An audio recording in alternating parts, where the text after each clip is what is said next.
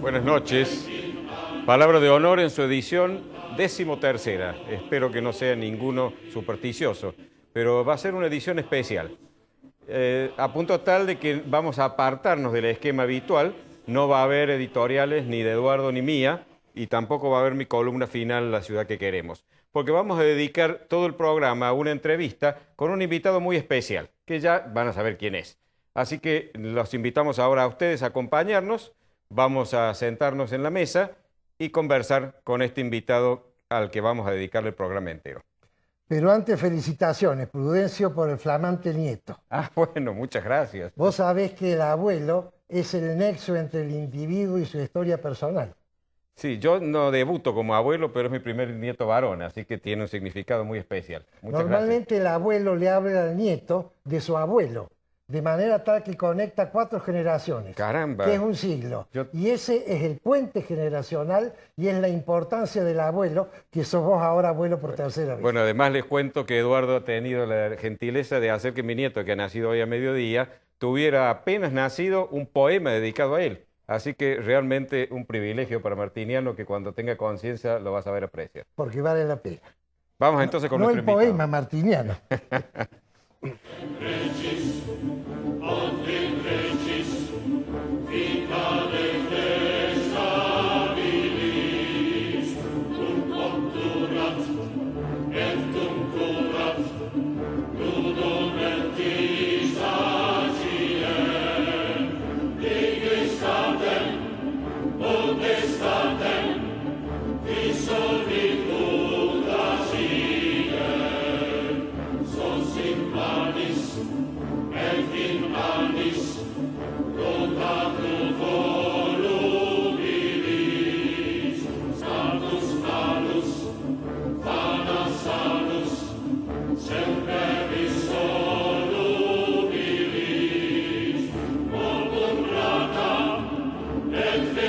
Como les adelanté, tenemos un invitado muy especial, tan especial que no hace falta presentarlo porque en la Argentina todo el mundo lo conoce y sabe quién es. Pero además no solo todo el mundo lo conoce, sino que es un hombre que suscita pasiones fuertes, porque tiene gente que lo admira y lo elogia sin retaseos, y gente que no lo quiere y lo critica sin piedad. Es un hombre que ha desempeñado cargos importantes en la República, y es un hombre que incluso sus enemigos más acérrimos le reconocen tener un gran talento, una gran inteligencia, ser un hombre muy perseverante en la defensa de sus ideas y además un hombre que sabe de economía como pocos. Con ustedes y con nosotros el doctor Domingo Cavallo. Domingo, muchas gracias por haber aceptado nuestra invitación. Es un gusto estar aquí con tan buenos amigos y en mi ciudad. Yo quiero empezar diciendo una cosa de Cavallo, sobre todo para los jóvenes que no han vivido esta época. Cavallo es el individuo que derrotó la hiperinflación. Y Cavallo es el técnico que erradicó la inflación de la historia de medio siglo de la República Argentina. La República Argentina, desde el año 46 hasta que llegó Cavallo, tuvo casi ininterrumpidamente inflación. Y todos los planes antiinflacionarios que se hicieron fueron ficticios. Fueron planes que no eran verdaderos, que no iban a la esencia de la cosa. Cavallo, con el plan de convertibilidad, solucionó ese problema que después va a explicar él qué es lo que pasó. Pero el plan que él propuso dio solución verdadera al problema que fue distorsionado luego. De manera tal, doctor, entonces, que la primera pregunta, porque es la que hace. Después vamos a hablar del presente y del futuro, que es a lo que usted ha venido.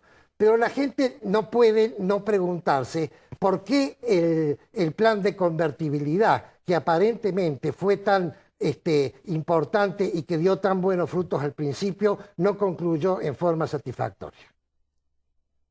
Bueno, antes que nada, a mí siempre me interesa explicar que en todo el mundo las monedas estables, las monedas que aseguran un clima sin inflación, una economía sin inflación, son monedas convertibles. ¿Qué significa convertibilidad? Significa que si yo tengo un peso o la moneda nacional y quiero convertirla en cualquier otra moneda, tengo plena libertad para hacerlo. Por ejemplo, un europeo que tiene euros como la moneda de Europa, no tiene ninguna restricción para pasarse a dólares o para pasarse a yenes o para pasarse a pesos. Cuando Eso quiera. es cuando quiera, sin ningún tipo de restricción. O sea, la convertibilidad es darle a la gente libre elección de la moneda, que es algo muy importante porque la gente entonces se siente segura. Por ejemplo, no tiene miedo de que la inflación le desvalorice sus ahorros, porque si, por ejemplo, sospechara que va a haber inflación, se pasa libremente a otra moneda, por ejemplo, al dólar, y el dólar la protege de la desvalorización monetaria. Ahora, cuando una moneda es convertible, entonces el Banco Central, que administra esa moneda, se ve obligado a manejar la política monetaria de tal forma que la moneda no se desvalorice. Porque si la moneda se desvaloriza, la gente se pasa a otras monedas, la repudia a esa moneda. Entonces, ¿qué fue el plan de convertibilidad? El plan de convertibilidad fue decirle a la gente, señores, a los argentinos, ustedes pueden manejarse con el peso, que va a ser una moneda que el Banco Central va a cuidar, que no se desvalorice, pero también si quieren se pueden manejar con el dólar o con cualquier otra moneda. Es decir, el peso es totalmente convertible. De esa forma, la gente enseguida adquirió confianza en que el Banco Central iba a cuidar el valor del peso, porque si había entera libertad para pasarse de pesos a dólares o de dólares a pesos, entonces quiere decir que se iba a cuidar el valor del peso. Una vez que hicimos ese anuncio, la gente que tenía muchos dólares, porque en la época de la hiperinflación se había protegido comprando dólares, aunque era ilegal comprar dólares, pero claro, ante la necesidad de proteger sus ahorros, la gente se había refugiado en el dólar. El mercado negro nunca se cierra. Así es. Entonces la gente lo que hizo fue decir, o los convierto a pesos, y entonces empezaron a aumentar las reservas del Banco Central porque la gente convertía sus dólares en pesos, o los deposito como dólares en el sistema financiero, con lo cual esos dólares empezaron a ser ahorros disponibles para financiar la actividad económica. Y entonces se produjo eso que algunos vieron como un milagro, que fue que de repente, de 1000% de inflación anual que habíamos tenido hasta marzo de 1991, a partir del mes de abril, la economía argentina empezó a funcionar como una economía libre de inflación, totalmente estable. ¿Repetir cuánto fue? 1000%, dijo, para que los jóvenes entiendan. Bueno, tomando inflación anual, el pico máximo fue 20.000% de inflación entre marzo del 89 y marzo del 90. Ese fue el pico máximo, 20.000% en un año. ¿Se puede hacer algún negocio lícito con esa situación? Bueno, obviamente que esa situación significa que la gente había repudiado la moneda argentina, que era el austral, y por ejemplo una persona cobraba en australes su sueldo o su jubilación, incluso una muchacha que cobraba un sueldo pequeño por trabajar en una casa, inmediatamente corría a cambiarlo por dólares como forma de proteger su ingreso y su pequeño ahorro, aunque a lo mejor lo iba a gastar en los próximos 30 días, pero era tan vertiginoso el aumento de los precios y la desvalorización del austral que la gente se sacaba de arriba los australes a una gran velocidad. Perdón. Ahora, todo eso se resolvió con la convertibilidad. Ahora, de acuerdo a la explicación que vos acabas de dar, la convertibilidad no necesariamente significa tipo de cambio fijo. Así es. Tiene que haber competencia, bueno, por ejemplo, Perú, en la misma época en que nosotros pusimos en marcha el plan de convertibilidad aquí, Perú, que también venía de hiperinflación, también puso en marcha su plan de convertibilidad. La diferencia entre el de Perú y el de Argentina fue que en el caso de Perú no fijaron el tipo de cambio. En el caso de Argentina decidimos fijar el tipo de cambio y hacer que los pesos estuvieran respaldados 100% en dólares, porque pensamos que era la única forma de que la gente realmente cambiara su forma de pensar respecto del peso y entrara a confiar en el peso y decidiera traer sus dólares y convertirlo en pesos o dejar que se intermedien en el sistema financiero. Pero Perú, no, en Perú se estabilizó el precio del dólar en términos de soles, que es la moneda peruana. Tomó un poquito más de tiempo bajar la inflación, pero también lograron limpiar a la economía peruana de inflación. Y lo interesante del caso Perú, que en ese sentido fue más exitoso que el caso nuestro, es que hoy siguen teniendo ese sistema de convertibilidad, se manejan con las dos monedas, soles y dólares, hay total libertad y la economía tiene 2 o 3% de inflación anual. Ahora, el caso de Perú es muy interesante. El caso de Uruguay también es muy parecido. Uruguay también funcionan las dos monedas, el peso uruguayo y el dólar. Y también es bastante estable y la inflación es muy baja. Hasta el caso de Bolivia. En Bolivia pasa lo mismo, en Paraguay pasa lo mismo. Hay un caso más extremo que es el de Ecuador, claro, donde prácticamente dolarizaron el 100%, es decir, que ya no existe más el sucre. Claro. Pero ese es un caso un poco extremo. Yo creo que es mejor el sistema que tiene Perú, o que tiene Uruguay, o que tiene Bolivia. Mantiene una moneda propia. Que mantienen una moneda propia, y esa moneda el Banco Central la tiene que cuidar. Es decir, tiene que cuidar de que esa moneda no genere inflación, no se desvalorice frente al resto de las monedas, precisamente porque está en competencia, porque hay libertad. Eso trayéndolo a hoy, a la realidad actual, la moneda de hoy el peso es absolutamente inconvertible. ¿Por qué? Por el cepo cambiario, claro, en primer lugar. Porque alguien que quiere, por ejemplo, convertir su moneda en dólares, tiene que transgredir la ley. Tiene que transgredir la ley, lo tiene que hacer en el mercado ese que se llama Blue, paralelo, que es un mercado ilegal. Así es. Y por otro lado, por ejemplo, el exportador que genera una divisa, un dólar, exportando y vendiendo su producto, le obligan a vender ese dólar en un mercado oficial donde el precio del dólar es totalmente artificial, porque está muy por debajo del valor que se establecería en un mercado libre. Pero volviendo a la convertibilidad. ¿Qué pasó? ¿Por qué fracasó? Bueno, la convertibilidad es un sistema monetario que obliga a las autoridades monetarias a cuidar el valor de la moneda. Lo que pasa es que la economía requiere no solo tener una moneda estable y una política monetaria que apunte a la estabilidad, requiere también que, por ejemplo, el gasto público no sea exageradamente alto, que el déficit fiscal no tenga una magnitud que lo haga imposible de financiar, porque todo déficit fiscal en una economía estable se financia con endeudamiento.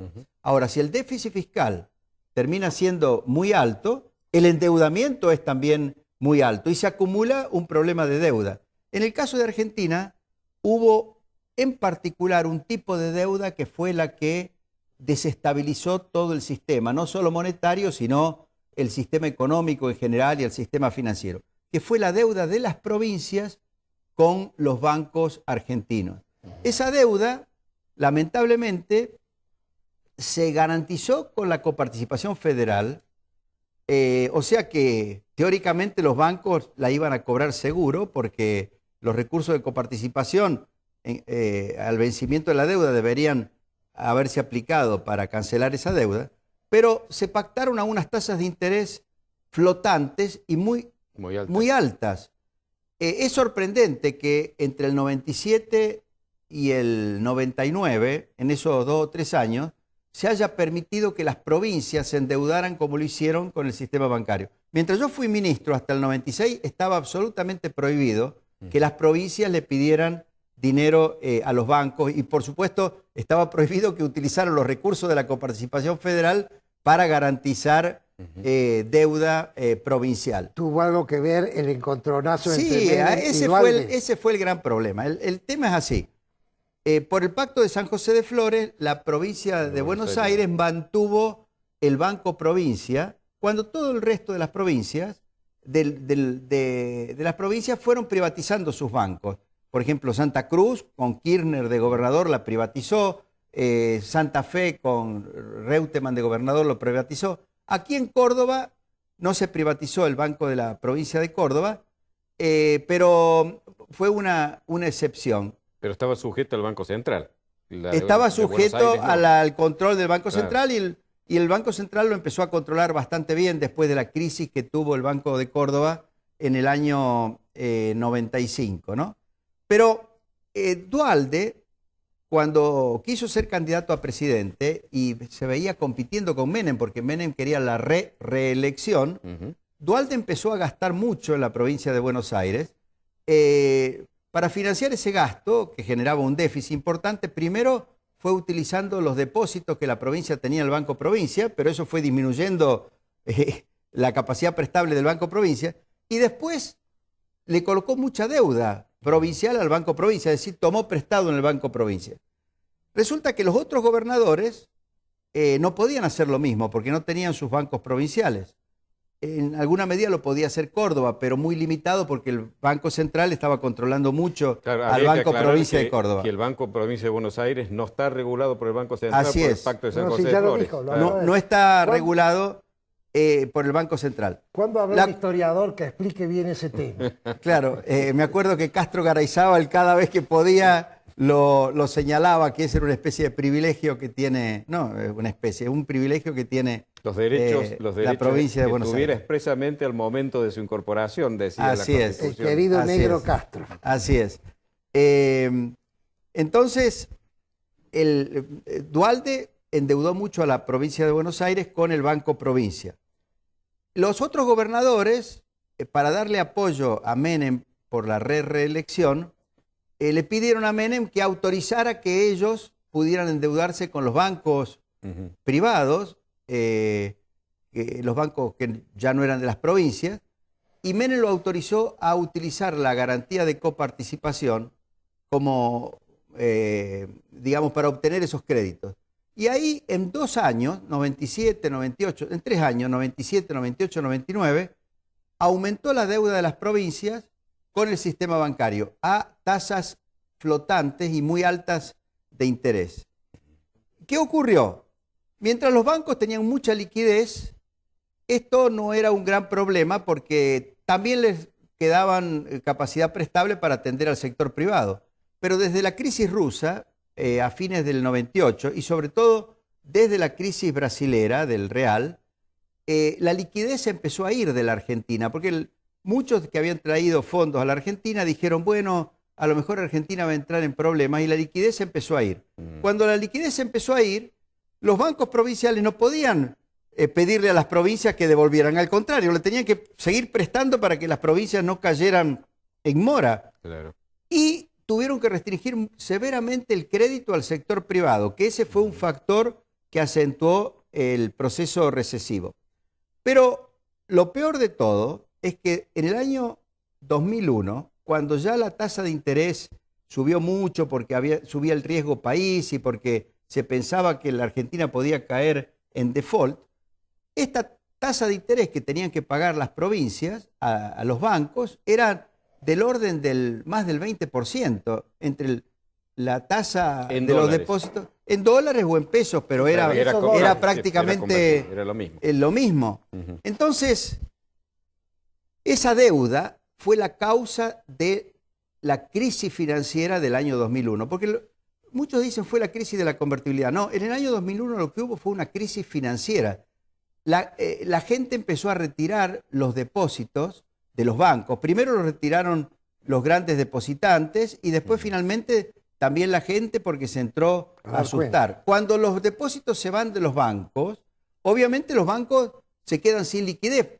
Y si no pueden recuperar, rescatar los préstamos que han dado, obviamente entran en estado de insolvencia. Ujú. Entonces, las provincias obviamente no le podían devolver a los bancos Ahí se fue generando toda la crisis financiera, que fue de una naturaleza muy parecida a la que se produjo en el año 2008 en los Estados Unidos. Los bancos habían prestado para comprar viviendas a gente que después no podía pagar las cuotas porque le aumentaron mucho la tasa de interés, eran también créditos a tasa flotante, y eso produjeron lo que se llamaron los activos tóxicos del sistema financiero mundial, que generó la crisis financiera mundial del año 2008. Bueno, eso aquí pasó en el año 2001. Y eso llevó a que, por una pésima decisión que tomó Duhalde en enero, después que reemplazó a Rodríguez Sá, y después de la caída del gobierno de la Rúa y de mi salida del Ministerio de Economía, Duhalde creyó que la solución del problema que tenía el sistema financiero era la pesificación. La pesificación fue destruir la convertibilidad, porque a toda la gente que había depositado dólares en el sistema financiero le dijeron: no, ahora usted tiene pesos a razón de 1,40 por dólar. Pero muchas empresas que estaban endeudadas en dólares se vieron favorecidas porque le licuaron los pasivos. Así es. La razón por la cual Duhalde especificó fue porque hubo una tremenda presión de los que estaban endeudados en dólares, que querían sacarse de arriba sus deudas. Entiendo que de Mendiguren fue el abanderado, el vocero, y además de que era ministro de la producción, obviamente que influyó mucho. Pero obviamente los que estaban endeudados en dólares bajo ley argentina, no bajo ley extranjera, porque la ley extranjera no podía admitir la especificación, se sacaron de arriba las deudas a través de la especificación. Pero ¿quién pagó los platos rotos? Todos los ahorristas, todos los argentinos que tenían depósito en dólares. Esa fue la destrucción de la convertibilidad. Pero una pregunta, al destruirse la convertibilidad, se reintrodujo la inflación en la economía. Exacto. Ahora, en ese momento, las reservas del Banco Central todavía eran fuertes como para sostener la paridad 1 a 1. Sí, los garantizaban. Para sostener, había, por ejemplo, 15.000 millones de pesos en circulación y había 15.000 o más millones de dólares de reservas. O sea, ¿no? que estaba garantizada. Sí, la cantidad de dinero. El problema es que los bancos, al ir perdiendo los depósitos, se quedaban sin liquidez. Claro, claro. O sea, financiero, como has dicho vos. Claro, y la capacidad de prestarle a los bancos para que recompongan su liquidez dependía de que a su vez nos prestaran a nosotros los organismos internacionales. Claro. Los organismos internacionales nos estuvieron prestando, nos prestaron en agosto, pero tenían que venir unos desembolsos en noviembre que nos lo frenaron, no nos los dieron, y después nos hicieron una muy mala jugada ahí los primeros días de diciembre, porque dijeron que se suspendía el programa de asistencia financiera a la Argentina, con lo cual la gente dijo, bueno, obviamente el Banco Central no va a tener ninguna capacidad de asistir a los bancos que estaban perdiendo depósitos, ¿no? Y eso nos obligó a poner el corralito, que fue una forma de restringir la salida de dólares en efectivo de los bancos, pero de ninguna manera se pretendía apropiarse de los ahorros de la gente. No le iban a dar pesos. Claro, de ninguna manera. La gente podía seguir pagando con cheque, con tarjeta de débito. Lo que pasa es que aprovecharon, como en el cambio de gobierno, aprovecharon el corralito para transformarlo en lo que le llamaron el corralón. Claro. Pero el corralón tendrían que haberle llamado cepo de los depósitos, porque fue realmente un cepo. Y una apropiación. Claro, se apropiaron de los depósitos. Me acuerdo la famosa frase de Duhalde, el que depositó dólares va a recibir dólares, cosa que sí, no pero se eso lo cumplió. dijo un día y a los 3 o 4 días firmó el decreto Ahora, de especificación. la experiencia que nos da todo esto que ha ocurrido, que nos muestra que en general los gobiernos argentinos, tanto en las provincias como en la nación, no suelen hacer las cosas con el cuidado suficiente como para evitar estos inconvenientes. No sería, si vos lo tuvieras que hacer ahora, ¿lo harías a la manera uruguaya o a la manera bueno, nosotros peruana? estábamos caminando hacia flexibilidad cambiaria, es decir, convertibilidad. La canasta de moneda era la forma de hacerlo en el año 2001.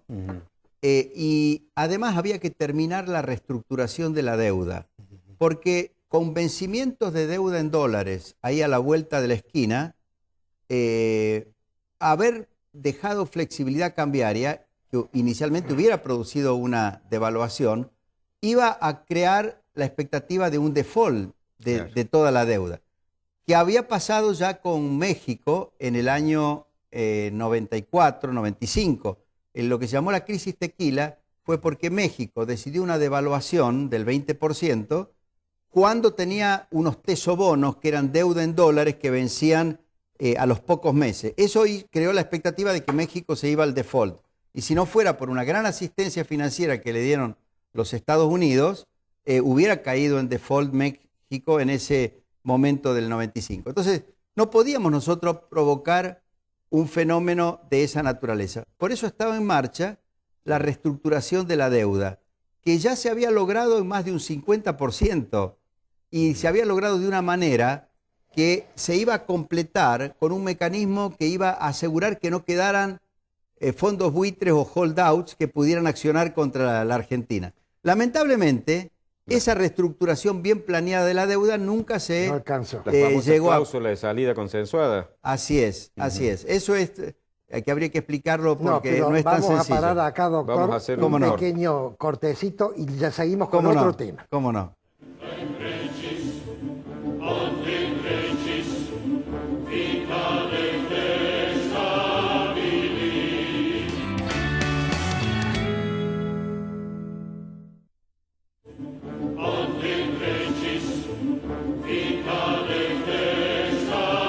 Centro Tomografía Computada Córdoba Sociedad Anónima. Instituto Ulton, líder en diagnóstico por imágenes. Primer instituto de cirugía ambulatoria mínimamente invasiva del interior del país. Avenida Vélez Arfiel 562, Córdoba, Argentina. Teléfono 0351 426 7700.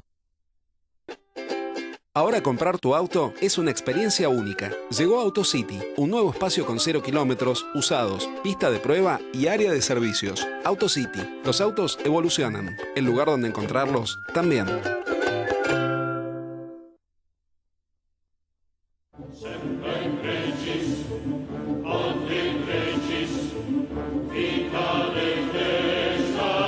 Morecia Allende, Ibáñez Padilla, Administración de Propiedades y Consorcios. Claridad y confiabilidad. Morecia Allende, Ibáñez Padilla.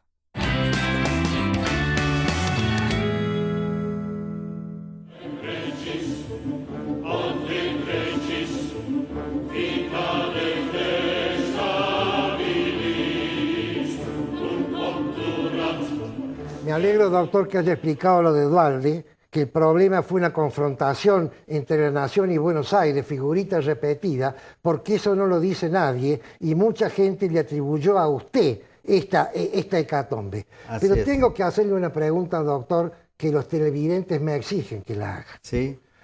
Usted era un técnico tan reputado que generó la confianza de los argentinos en la Argentina y del mundo, de los Estados Unidos en la Argentina.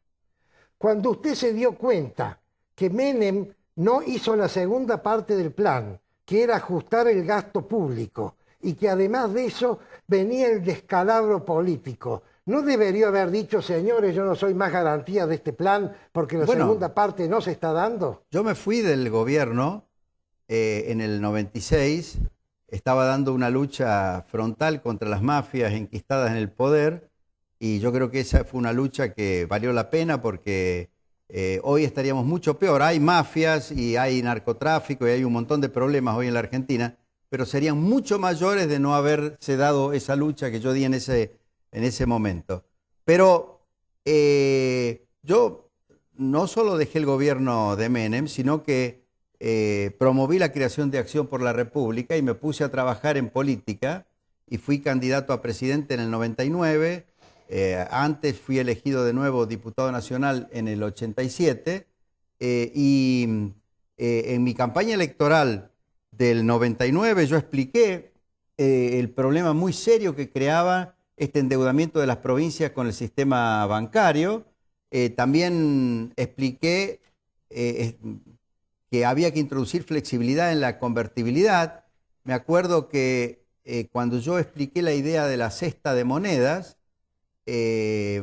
muchos me criticaron, dijeron, ¿cómo está cambiando la convertibilidad? El que fue el padre de la convertibilidad, y De la Rúa hacía su campaña conmigo 1 peso, 1 dólar, así que yo tuve que dejar de explicar que la convertibilidad así con tipo de cambio fijo era peligrosa, porque si no me encontraba con que me quitaba los votos la gente a la que le gustaba la convertibilidad y que valoraba los logros de la convertibilidad, iban totalmente a De la Rúa, ¿no?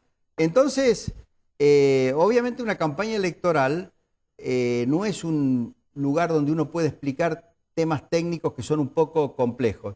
Pero cuando De la Rúa me llamó y todo el mundo me pedía que lo ayude a De la Rúa a enfrentar esa crisis tan severa que había en el año 2001, 5 años después que yo me había ido del gobierno. O sea, a mí me atribuyen como que todo lo que pasó en la década del 90 es responsabilidad mía, pero yo estuve del 91 al 96 cuando logré derrotar y limpiar de inflación a la economía argentina, y después volví cuando ya la crisis era una crisis muy, muy severa, tratando de resolver esa crisis. Y después me echa la culpa a mí de todo lo que pasó en ese periodo, ¿no? Pero hay un aspecto que me gustaría explicar, si tenemos 2 minutos, y mucha gente dice, bueno, pero el 1 a 1 produjo eso que se llama atraso cambiario, desalentó las exportaciones, fundió la industria fundió a la nacional. industria, etcétera, etcétera. Eso es un error, no es responsabilidad del 1 a 1.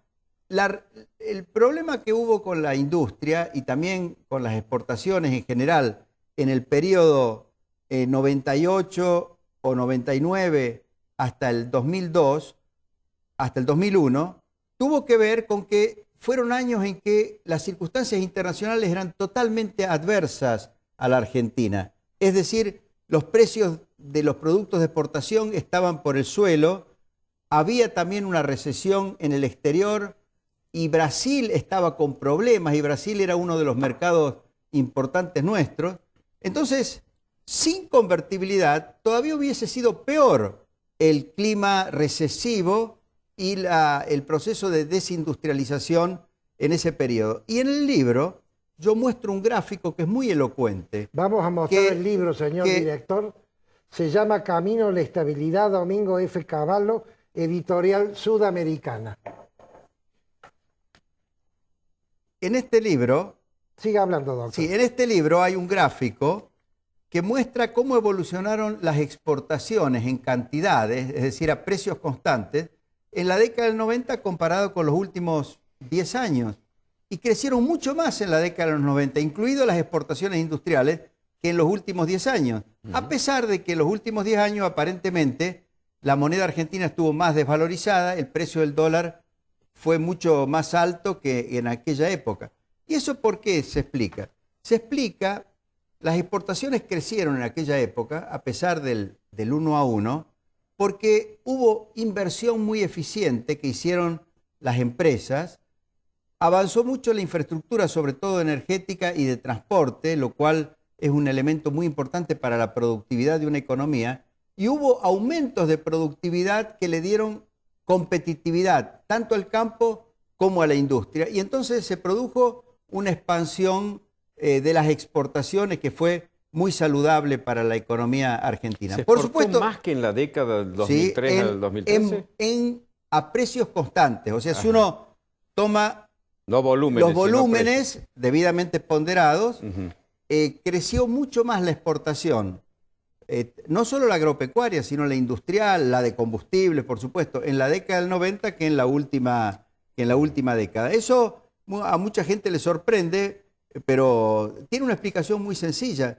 En esta última década, teóricamente devaluaron mucho la moneda y eso fue para ayudar a los exportadores, pero le pusieron las retenciones y una gran cantidad de impuestos, trabas a las importaciones que son una forma de desalentar la exportación, porque por ejemplo un proceso industrial requiere importar insumos, también dificultades para importar bienes de capital o repuestos de los bienes de capital. Todo eso quita competitividad a la industria y también al agro.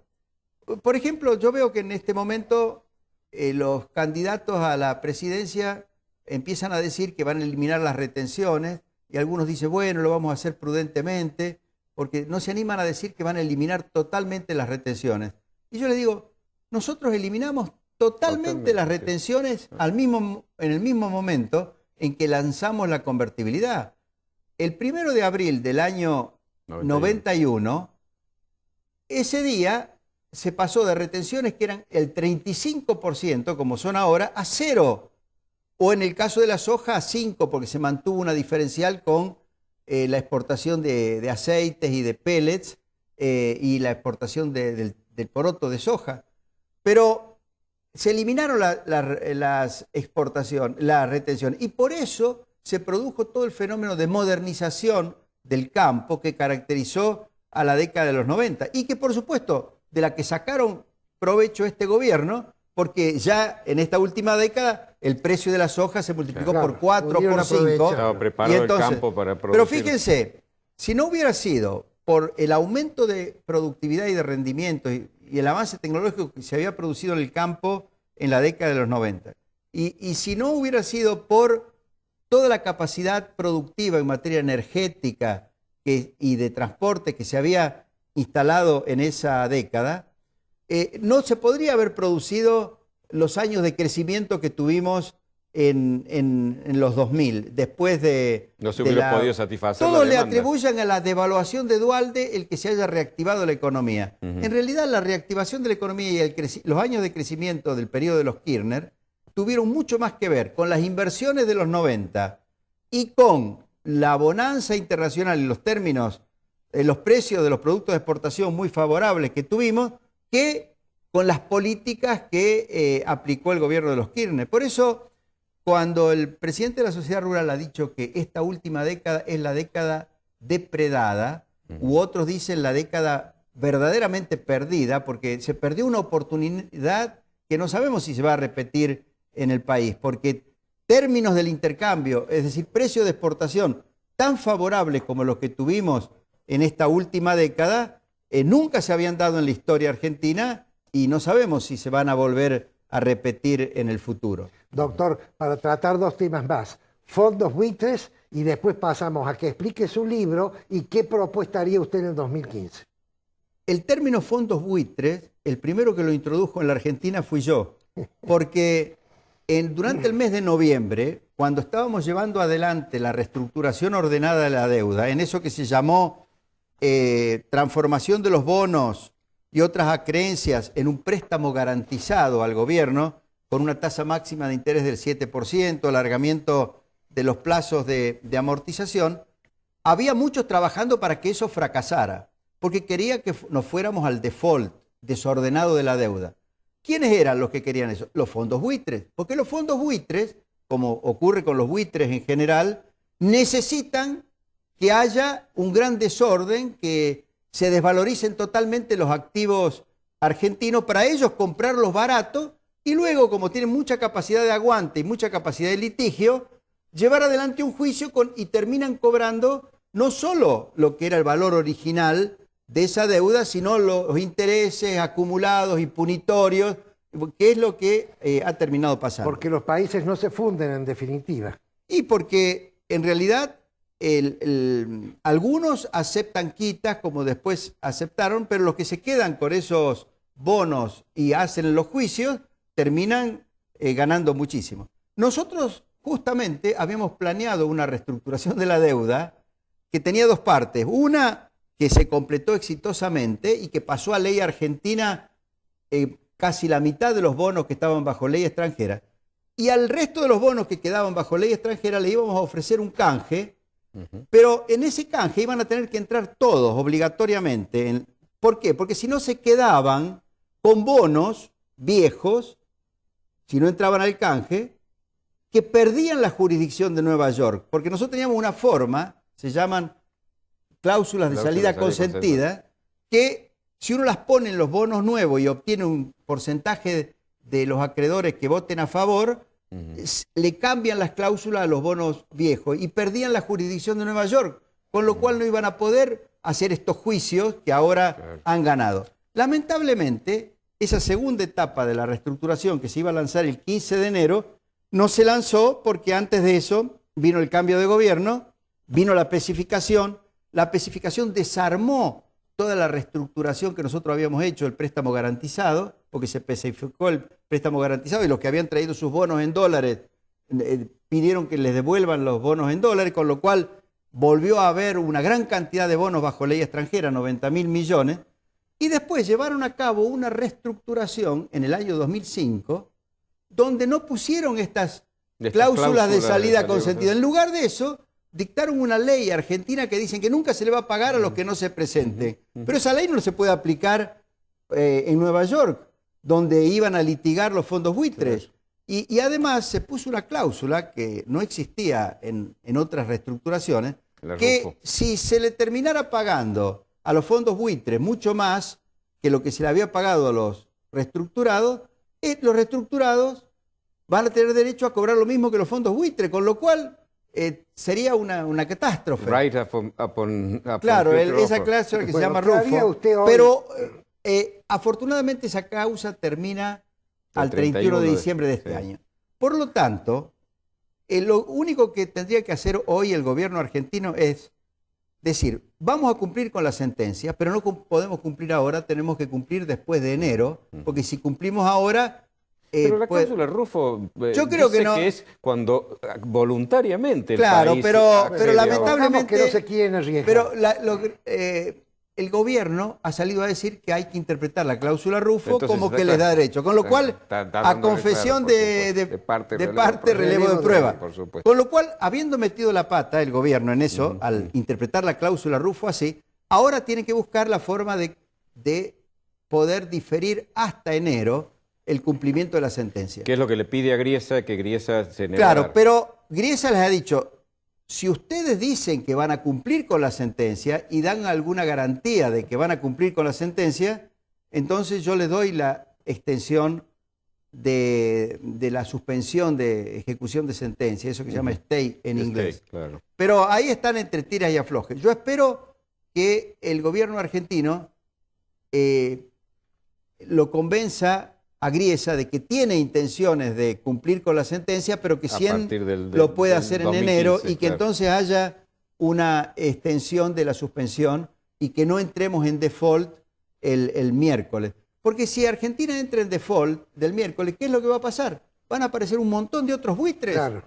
Por supuesto. Un nuevo default va a hacer que los bonos argentinos se desvaloricen tremendamente.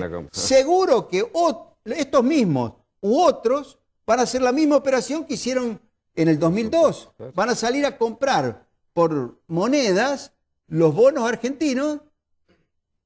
Seguramente después vendrá una nueva reestructuración de deuda. Si la hacen tan mal como la hicieron en el 2005, ellos van a tener la expectativa de que van a volver a ganar juicios ante la justicia. Buitres. Claro, por eso... Ahora, ¿ha habido falta de capacidad de parte de los trabajadores? Ha habido prejuicios e incapacidad. Fíjese, cuando Nielsen con Labaña encararon la reestructuración de la deuda, expresamente excluyeron a quienes nos habían asesorado a nosotros. Por ejemplo, a Jacob Frenkel, que había sido 2 veces presidente del Banco Central de Israel, que era el que con un equipo de abogados y de financistas nos había traído la información y nos había explicado esto de las cláusulas de salida consentida.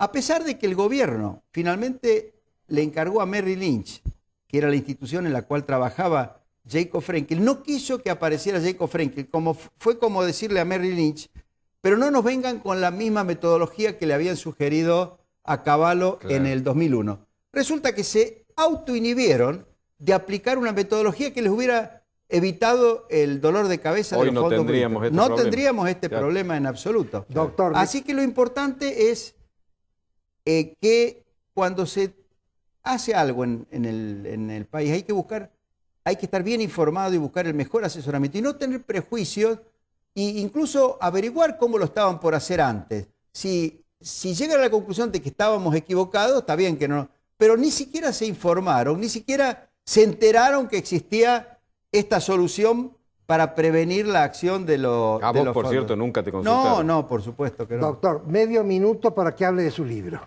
Bueno, mi libro es un aporte a que el próximo gobierno no pierda la oportunidad que va a tener de reinstalar la estabilidad en la Argentina. Por supuesto, yo sostengo que tienen que volver a transformar al peso en una moneda convertible. ¿Eso qué significa? Significa que tienen que eliminar totalmente el cepo cambiario, unificar el mercado cambiario, dejar que todo el mundo pueda comprar y vender libremente divisas, que los exportadores la vendan a las divisas en ese mercado único, los importadores tengan que comprar ahí, que se pueda traer capitales blancos a ese mercado, que se pueda repatriar capitales, remitir dividendos. ¿Un solo tipo de cambio? Un solo tipo de cambio.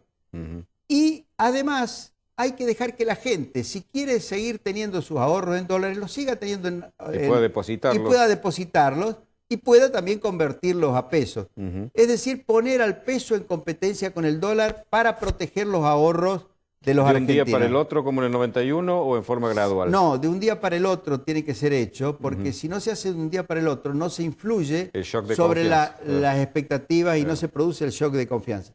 Algunos me preguntan, ¿y por qué no le sugerís eso mismo?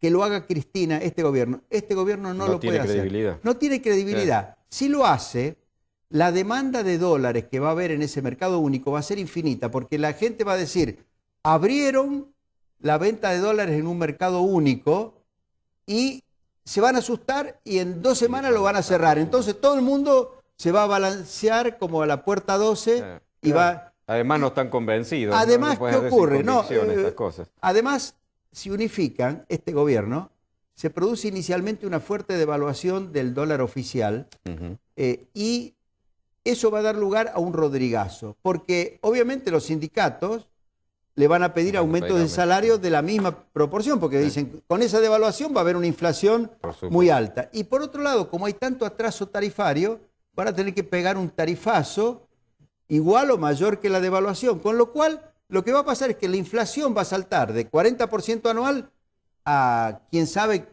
qué porcentaje. Hay que tener cuidado porque el rodrigazo de mayo del 75, mayo-junio del 75, fue el inicio de un periodo de estanflación que duró 15 años. Nosotros desde el 75 al 90 vivimos en estanflación, la economía estancada. Si algún año crecía un poco, al año siguiente declinaba nuevamente, y la inflación siempre por arriba del 100% anual. A pesar del plan de estabilización de Martínez de Oz y a pesar del plan de estabilización de Surruil, nunca bajó la inflación del 100% anual. Eso es estanflación y terminó en hiperinflación. Por eso, lo que yo propongo en este libro es que cualquiera que gane las elecciones y asuma el poder el 10 de diciembre del 2015, lo primero que tiene que hacer es crear un régimen monetario que asegure de inmediato estabilidad en la economía argentina. Si hace eso, y lo va a poder hacer si inspira confianza, si tiene un buen plan para anunciar y lo anuncia con coherencia desde el vamos, y lo explica bien, por supuesto, va a concitar apoyo popular para hacer muchas otras reformas, como conseguimos nosotros en el 91. Por el éxito del plan de convertibilidad en derrotar la inflación con una reactivación inmediata de la economía, pudimos hacer todas las otras transformaciones, por ejemplo, eliminar totalmente las retenciones agropecuarias, mejorar la infraestructura de transporte, como se mejoró, y, por ejemplo, en un tema que tiene mucha importancia social, en el periodo de la estabilidad, un matrimonio joven que quería comprar una vivienda con el equivalente a 40 sueldos, podía comprar una vivienda y conseguía un crédito hipotecario y podía pagar la cuota. Hoy las estadísticas muestran que se necesitan 80 sueldos para comprar una vivienda de 50 metros cuadrados, ¿no? Y no hay para colmo crédito hipotecario, o si lo hay es a tasas de interés prohibitivas. Con lo cual, por ejemplo, uno de los problemas que ocurren cuando no hay estabilidad, cuando se pierde la estabilidad como la hemos perdido en la última década, es que la gente joven pierde la posibilidad del acceso a la vivienda. Y el acceso a la vivienda para la clase media es un elemento fundamental que hace a su calidad de vida. Y Ahora, para la industria de la construcción. Y para la industria de la construcción. Ahora, y todo eso. el atraso tarifario, más allá de todas estas medidas, ¿no sería también un factor de muy difícil resolución? ¿Cómo se hace? Bueno, lo que pasa es que si el atraso tarifario se pone en marcha, se elimina, es decir, se produce el ajuste de tarifas, al mismo tiempo que se crea confianza en materia de estabilidad, el precio del dólar, en lugar de seguir subiendo, va a empezar a bajar. Y muchos de los precios atados a dólares van a tener que tender a bajar. Y se van a compensar con los aumentos que van a tener inexorablemente las tarifas públicas para eliminar todos esos subsidios. Doctor, lamentablemente nos han quedado un montón de temas en el tintero que será para otra ocasión. Muy Muchísimas gracias por habernos visitado en nuestra casa. Y gracias a ustedes también por ayudarme a divulgar que existe este libro para que la gente que quiera lo pueda comprar y leer. Con todo gusto.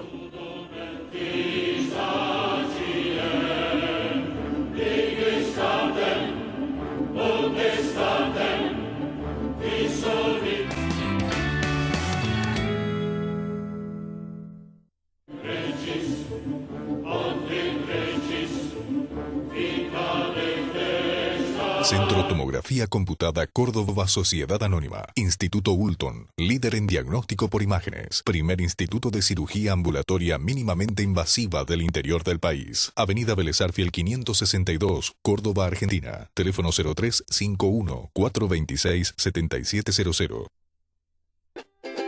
Ahora comprar tu auto es una experiencia única. Llegó AutoCity, un nuevo espacio con 0 kilómetros, usados, pista de prueba y área de servicios. AutoCity, los autos evolucionan. El lugar donde encontrarlos también.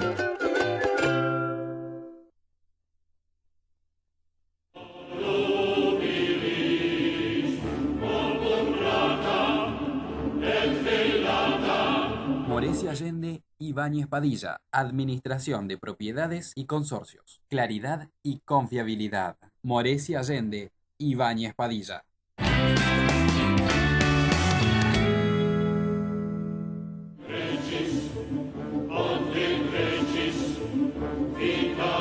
Lo primero que quiero recalcar, Prudencio, en este breve comentario nuestro, es lo que dijo Domingo Cavallo sobre el tema de la pelea entre Menem y Duhalde.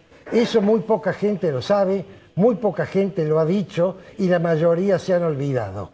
Otra vez más aparece la constante de la historia de la República Argentina.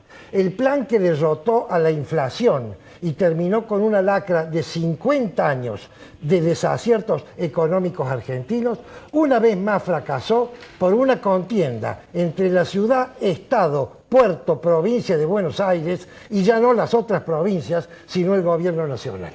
Sí, efectivamente. Yo creo que ha sido un aporte importante y hemos tenido de boca del propio Domingo Cavallo una explicación de este fenómeno distinta a la que habitualmente estamos acostumbrados a escuchar.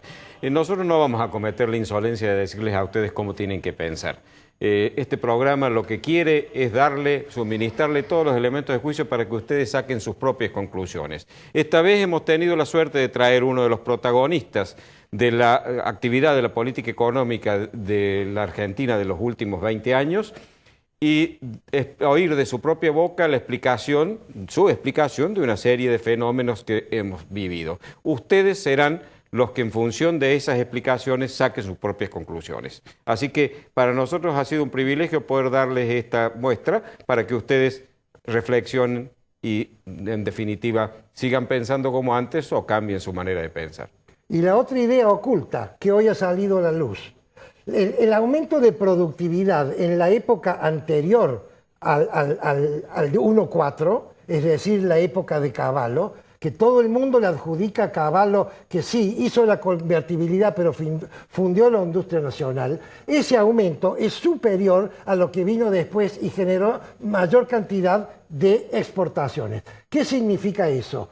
Quizás lo que se haya fundido son las empresas ineficientes y hayan quedado y hayan surgido nuevas empresas que se adecuaron a una realidad que funciona. Las que no aprovecharon esa circunstancia para poderse preparar para producir más y poder realmente aprovechar ese viento de cola que tuvimos en los últimos 10 años. Yo hago voto a los historiadores, sobre todo del interior, para que expliquen el tema del centralismo, que no está tan explicado. No sé, Prudencio, cuándo vos vas a empezar a explicar este asunto. Bueno, me estás dejando la idea para hacerlo en algún momento. ¿Qué nombre le pondrías al libro? Historias que nos contaron mal, podría ser. O Luces y Podría Sombras ser. de Mayo.